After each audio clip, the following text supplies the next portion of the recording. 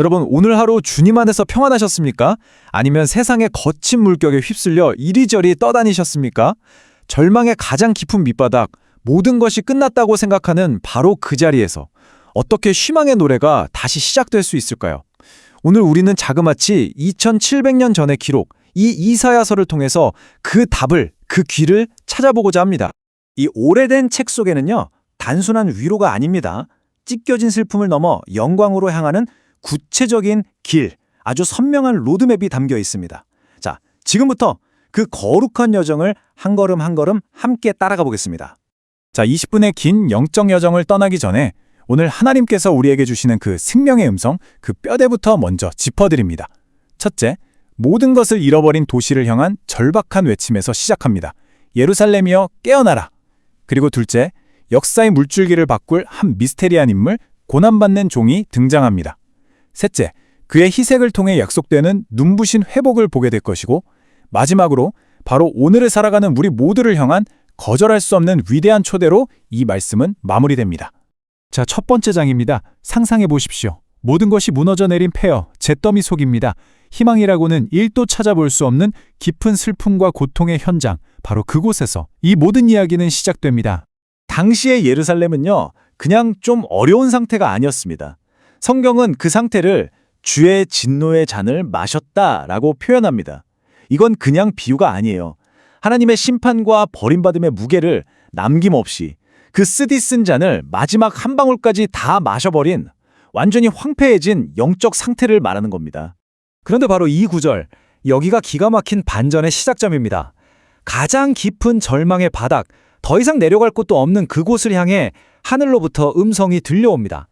깰지어다, 깰지어다, 일어서라. 이것은 단순한 격려가 아닙니다. 잠든 영혼을 뒤흔들어 깨우는 강력하고도 반복적인 창조의 명령입니다. 그런데 이 놀라운 각성과 회복이 어떻게 일어나는가? 무슨 강력한 군대나 정치적인 영웅을 통해서가 아닙니다. 이 이야기의 중심에 있는 아주 수수께끼 같고 역설적인 한 인물을 통해 이루어집니다. 도대체 이 인물은 누구일까요? 성경은 그를 고난의 종 메시아라고 부릅니다. 세상은 힘으로 승리하고 권력으로 지배하라고 가르치죠. 하지만 이 예언의 심장부인 이사야 53장은 정반대의 길을 보여줍니다. 힘이 아니라 처절한 고통을 통해, 지배가 아니라 섬김을 통해, 죽음을 통해 참된 구원을 이룬다는 이 역설. 이것이 바로 이후 인류의 역사와 신앙의 물줄기를 완전히 바꾸어 놓은 위대한 사상의 시작입니다. 그런데 정말 놀랍고도 가슴 아픈 사실은 당시 사람들은 이 종의 고난의 의미를 전혀 이해하지 못했다는 겁니다. 그저 저 사람 무슨 큰 죄를 지었나 보네, 하나님께 벌 받는 거야 라고 생각하며 손가락질했다는 것이죠. 그의 고통이 바로 자신들을 위한 것인 줄은 꿈에도 상상하지 못했습니다. 바로 이 구절이 이 예언의 심장부입니다. 잘 들어보십시오. 그의 고통은 무의미한 것이 아니었습니다. 그의 찔림은 바로 나의 허물 때문이었고, 그의 상함은 바로 우리의 죄악 때문이었다고 성경은 단호하게 선언합니다. 그가 대신 징계를 받았기에 우리가 평화를 누리고, 그가 대신 채찍에 맞았기에 우리가 나음을 입게 되었다는 것, 이것이 바로 대속의 신비입니다. 그렇습니다. 핵심은 바로 이것입니다. 우리는 다 제멋대로, 자기 고집대로 살아가던 길 잃은 양떼와 같았습니다. 그런데 하나님께서 그 모든 흩어진 양들의 죄악, 그 모든 빚을 단 한 사람, 바로 이 고난받는 종에게 모두 다 담당시키셨다는 이 강력하고도 충격적인 이미지, 이게 바로 복음의 핵심입니다. 억울하게 끌려가면서도 그는 어떤 변명도 저항도 하지 않았습니다. 마치 도살장으로 끌려가는 어린 양처럼 잠잠히 그 모든 운명을 받아들였습니다. 이것은 무기력함이 아닙니다. 우리를 향한 사랑 때문에 기꺼이 감당하는 그의 순결함과 자발적인 순종을 가장 극적으로 보여주는 장면입니다. 이 종의 처절한 희생 이후에 예언의 분위기는 180도 완전히 바뀝니다.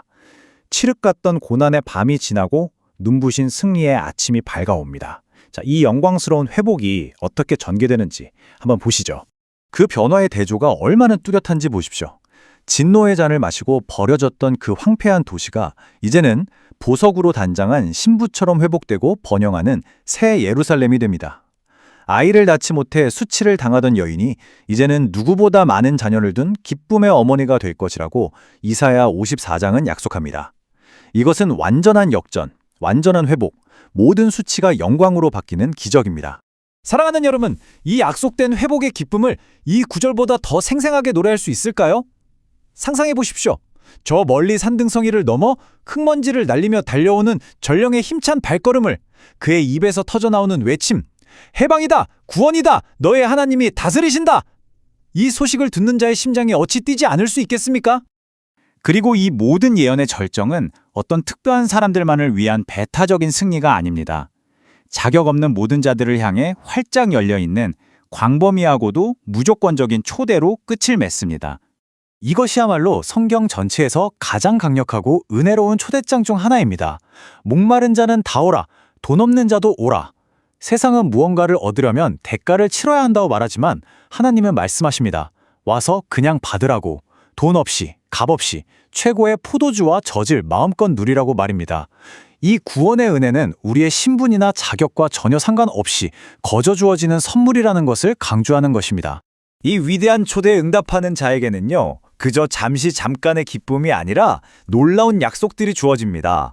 염려와 두려움 대신 기쁨으로 삶을 살아가게 되고 혼돈 대신 평안의 길로 인도받게 될 것입니다. 심지어 모든 자연 만물이 우리의 구원을 함께 축하하며 노래할 것이라고 약속합니다.